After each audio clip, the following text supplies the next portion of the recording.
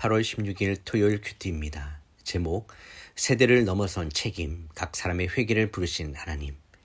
본문 에스겔 18장 1절에서 20절까지 말씀입니다. 여호와의 말씀이 내게 임해 말씀하셨다.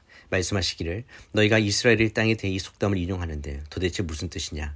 아버지들이 신포도를 먹었는데 그들의 자식들이 이같이다. 주 여호와의 말이다. 내 삶을 두고 맹세한다. 너희가 이스라엘에서 다시는 이 속담을 인용하지 못할 것이다. 모든 영혼은 다 내 것이다. 아비의 영혼이나 아들의 영혼이나 다 내 것이다. 그러니 죄 짓는 영혼은 죽을 것이다. 어떤 사람이 의로운 사람이어서 공정하고 올바른 일을 한다고 하자 그는 산 위에서 먹지 않고 이스라엘 족속의 우상들에게 눈을 들지 않으며 자기 이웃의 아내를 욕보이지 않고 월경증인 여인에 가까이 하지도 않는다. 그는 아무도 학대하지 않고 채무자에게서 저당 잡은 것을 돌려준다. 물건을 강탈하지 않고 배고픈 사람들에게 자기 음식을 주고 벌거벗은 사람들에게 옷을 입혀준다. 그는 이자를 위해 빌려주지 않고 이자를 받지도 않으며 죄악된 일에 그의 손을 대지 않고 사람들 사이에서 공정한 판결을 한다. 그가 내 법령을 따르고 내 규례를 지켜서 충실히 실행한다. 그는 의로운 사람이니 그가 반드시 살 것이다. 주 여호와의 말이다.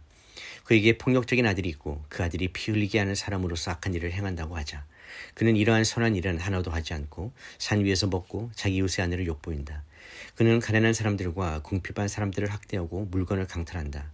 채무자에게서 저당 잡은 것을 돌려주지 않고 우상들에게 눈을 들며 혐오스러운 일들을 한다.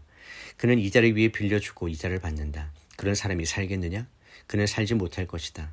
이런 모든 혐오스러운 일들을 했으니 그가 반드시 죽을 것이다. 자신의 피가 자신에게 돌아올 것이다.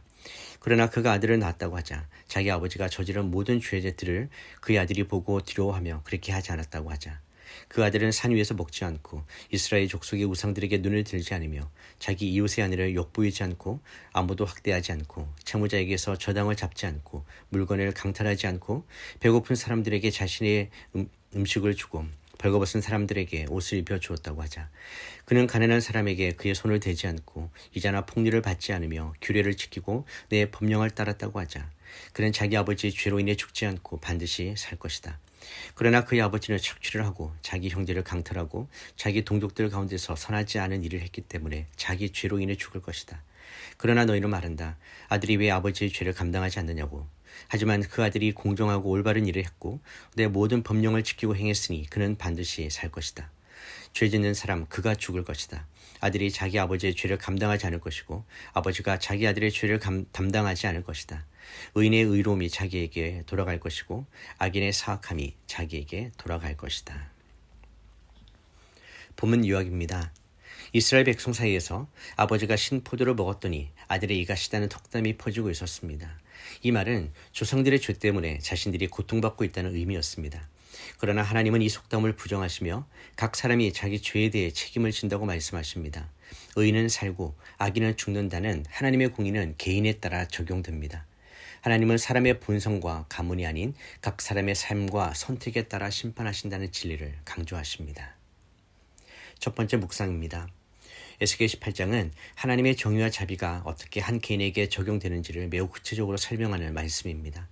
당시 이스라엘 백성은 포로 생활 중 현실에 대한 절망감과 좌절감을 조상의 죄 탓으로 돌리고 있었습니다. 그들은 아버지가 신포도를 먹었더니 아들이 이같이다는 속담을 반복하며 조상들의 죄 때문에 자신들이 고통받는 것이라고 불평하고 있었습니다. 하지만 하나님은 그 생각을 완전히 부정하시며 개인의 책임과 선택 그리고 회개의 가능성을 강조하십니다. 이 말씀은 단지 하나님의 공의를 강조하는 경고가 아닙니다. 복음의 핵심이기도 합니다. 복음은 우리에게 태어남보다 거듭남이 중요하다고 말합니다. 하나님 나라 백성이 되는 길은 혈통이나 가문의 전통 또는 과거의 영적 유산에 의해서가 아니라 각 사람의 회개와 믿음을 통해 이루어지는 것입니다. 하나님은 죄인은 죽는다고 선언하시지만 동시에 의인은 산다고 외치십니다. 이것은 회개하고 돌이키면 누구나 새로운 생명의 길을 걸을 수 있다는 은혜의 선언입니다. 오늘 우리의 신앙은 어느 순간 부모님의 신앙인이었기 때문에 혹은 교회에서 오래 다녔기 때문에라는 전통적 안일함에 머물 수 있습니다. 그러나 하나님은 오늘 나 자신의 믿음과 삶을 보시며 진실한 회개의 열매를 기대하십니다. 복음은 모든 사람이 다 죄를 범하였을 때라는 선언으로 시작하지만 동시에 누구든지 주의 이름을 부르는 자는 구원을 받으리라는 약속으로 이어집니다. 그 누구도 가문의 죄로 멸망하지 않으며 또한 그 누구도 가문의 의로 구원받지 않습니다. 하나님의 공의 앞에 선 개인의 책임과 하나님의 은혜 앞에 열려있는 회개의 문이 함께 열려있는 것입니다. 적용 질문입니다. 나는 혹시 조상이나 과거의 환경 탓으로 현재 영적 상태를 정당화하고 있지는 않습니까?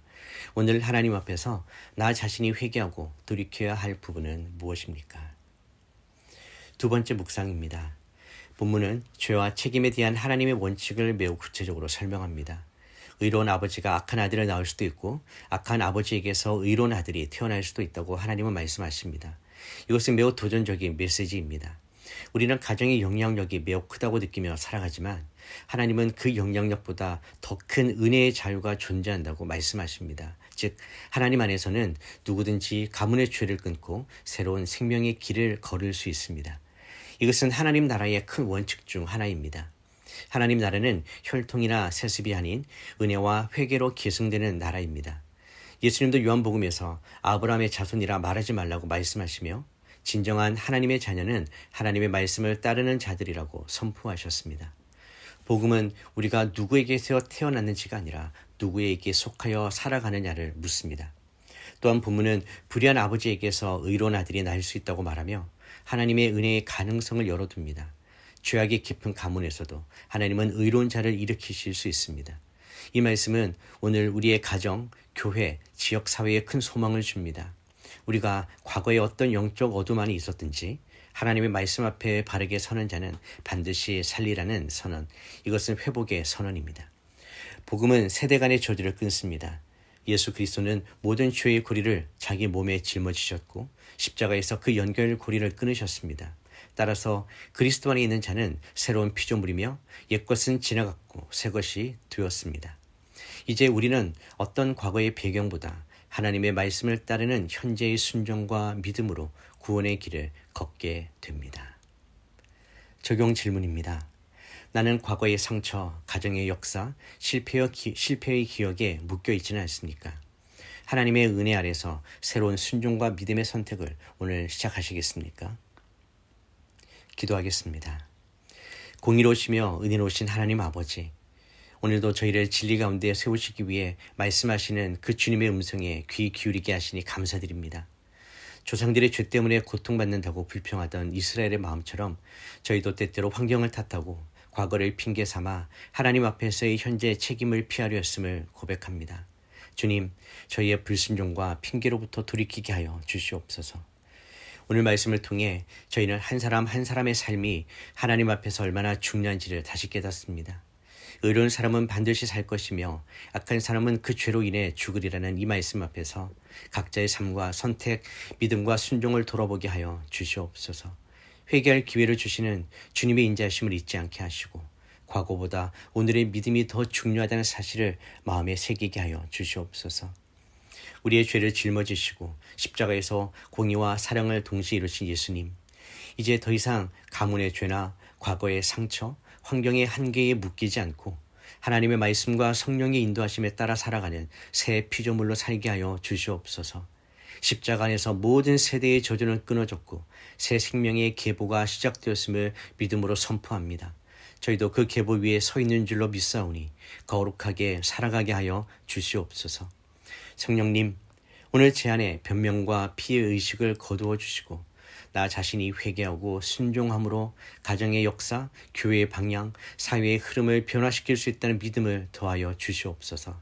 나 한 사람이 바르게 설 때 하나님은 가정을 새롭게 하시고 다음 세대를 일으키시며 하나님 나라의 흐름을 열어가실 줄 믿습니다. 오늘도 공의로우신 하나님 앞에서 두렵고 떨림으로 서되 은혜의 보좌 앞에 담대히 나아가 하나님을 만나는 자 되게 하여 주시옵소서. 주님의 말씀 앞에 철저히 순종하며 하루하루를 회개와 믿음으로 살아가는 복된 하나님의 백성 되길 간절히 소망하며 예수님의 이름으로 기도드립니다. 아멘.